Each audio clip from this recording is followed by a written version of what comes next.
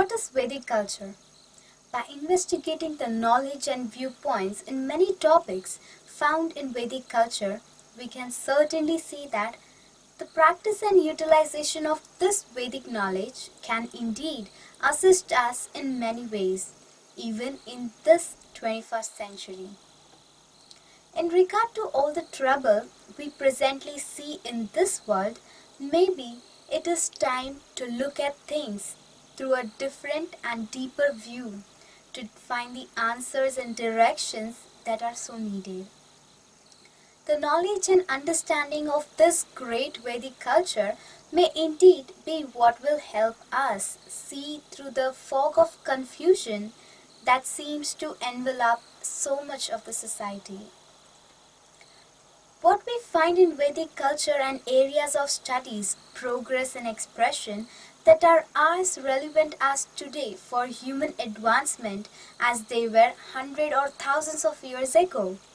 India and its Vedic culture has contributed much to the world, such as its music, beautiful forms of art and architecture, martial arts, astronomy, holistic medicine in Ayurveda, and a mathematical system based on number 10, and along with its yoga and philosophy. In the United States, yoga has exploded into a $6 billion industry. A recent survey showed that 15.5 million people, or 7.5% of United States, are practicing yoga. Vedic mathematics is another example of its contribution to world progress. It is an ancient development that continues to play an important part in modern society. Without the advancement in maths that has been established by Vedic culture as far back as 2500 BC, are passed along to others such as to Greeks and Romans, they could not have many of the development from inventions that we enjoy today. The Greek alphabet, for example, was a great hindrance to calculation. The Egyptian also did not have a numerical system suitable for large calculation. For the number 986, they had to use 23 symbols. The Romans also were in want of a system of mathematical calculation. Only after they adopted Indian system that was called Arabic numericals did they find what they needed. The difference was that Vedic mathematics had developed a system of tens, hundreds, thousands, etc., and the basis of carrying the remainder of one column of number over to the next. This made for easy calculation of large numbers that was nearly impossible in other systems. As far with the Greeks, Romans, Egyptian and even Chinese. The Vedic system had also invented zero, which has been called one of the greatest development in the history of mathematics.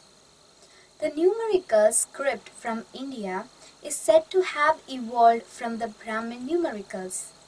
They spread to Arabia through trades and merchants, and from there up to Europe and elsewhere.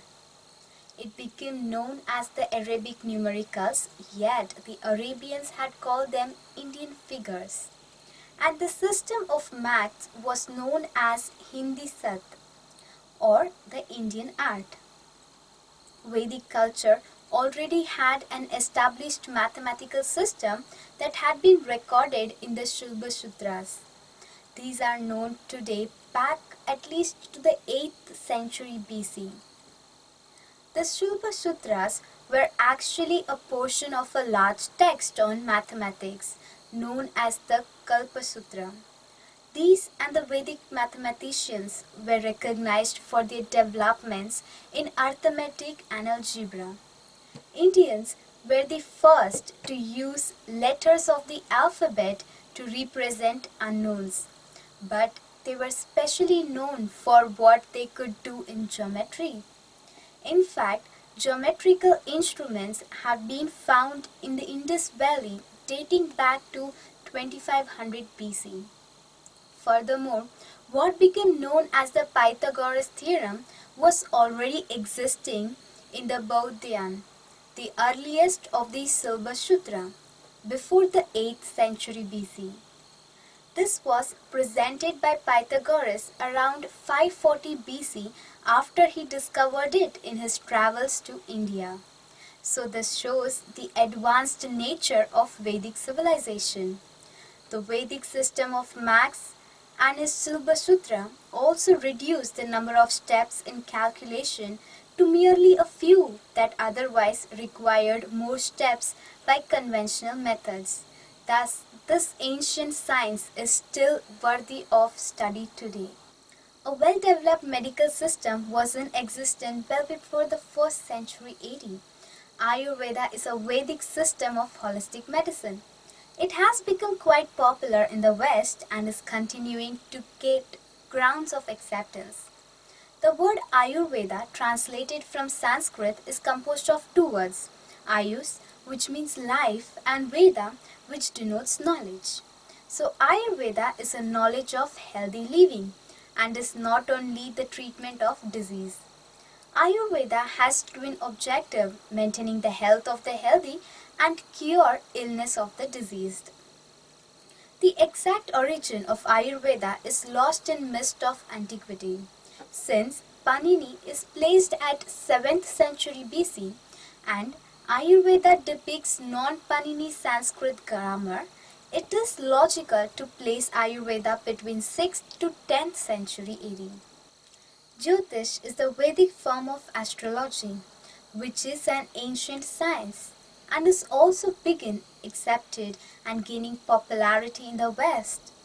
Vedic astrology is meant to help the individual better find his or her way through life. It is to assist in discovering one's highest proclivities, personalities, character, qualities and traits, and what may be one's best direction for his career and other things. Thus, a person will least likely waste one's time in unfulfilling activities, profession, or pursuits. Gemology. It is an important field in today's market, but when we speak of Vedic gemology, it does not mean it is merely for judging the value of a gem. The Vedic purpose in gemology is to determine the best type of quality gem for a person to wear. Thus, Vedic gemology worked in conjunction with Ayurveda and Jyotish to establish best gem what a person should wear for his best health and positive influence. Vastu is a Vedic science of architectural and home arrangement. It made its way through the Orient and became known as Feng Shui, which has become popular in the West. However, Vastu is a particular science that deals with the flow of energy through a house or building for the highest benefits for those living or working there. It is not enough to merely arrange a house so it looks nice or that there is a good flow of energy through it. But there is much that depends upon the direction in which things are facing or which part of the building accommodates certain activity. Vedic art is another ancient development that still holds much appreciation in modern time. Art in the Vedic tradition was never a mere representation of an artist's imagination. It was always a vehicle to convey higher truths and principles, levels of reality that we exist beyond our sense perception. It was always used to bring us to a higher purpose of existence and awareness. In this way, it was always sacred and beheld the sacred. Still today, it is used to allow others to enter into a transcendental experience. Vedic paintings or symbols are unique in that way. They can deliver the same spiritual energy, vibration, and insight that it represents. In other words, through the meditation and devotional mood of the artist, the art becomes a manifestation of the higher reality. In this way, the painting or symbol which is a doorway to a spiritual essence contained within. They are like windows into the spiritual world. Through the window, we can have the experience or darshan of the divine or the divinity, God or his associates. Darshan is not merely seeing the divine, but it is also entering into the exchange of seeing and being seen by the divine. As with art, dance in India was not merely an expression of emotional mindset or imagination, but was meant to be an interpretation or conveyance of higher spiritual principle or pastimes of the divine. In fact, in the Vedic pantheon, Shiva is known as Nataraj, the king of dancers. Shiva's dance was also not without a significant purpose. His dance was based on the rhythm of cosmic energy that pervades the universe and the destruction of the illusory energy by which all souls are given an opportunity for relief from the illusion to attain liberation, moksha. In this way, traditional Indian dance is highly spiritual and often accompanies important religious rituals, holy days, and festivals. Vedic dance goes back to prehistoric times. Bharat Muni wrote his Natya Shastra, Science of Drama and Dance, over 2000 years ago. In it, he explains that it was Lord Brahma, the secondary engineer of the universal creation, who brought dance, natya, and drama to the people of earth millions of years ago, shortly after the earth was created. Now, dance has evolved into a traditional, evolving various schools of styles, but with strict discipline. It is not uncommon that Indian families will have their daughters spend at least several years or more in such study and practice. In Vedic times, there is a precise method of posture, facial and hand gestures, mudras, and movements along with footwork that must be learned and synchronized to the beat and music in order to convey specific meaning, moods, and stories to the audience. Many temples, especially in South India, were known for maintaining large group of dancers that perform at festival and religious function. When a dance is performed according to the spiritual standard, which some view as similar to the practice of yoga, even the dancers can evoke a high degree of spirituality in their own consciousness and bring unity between their inner selves and God.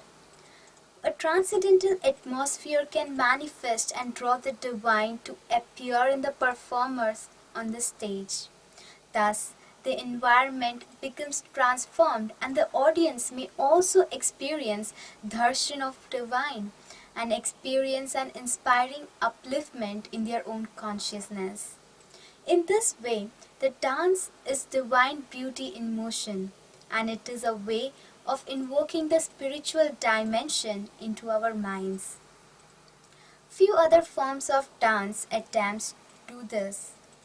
So, as we can see, Vedic culture and its many areas of knowledge and devotional expression are still as relevant today as it was thousands of years ago, and humanity can benefit from it by introspection and in spiritual as well as material development as we did it in the past.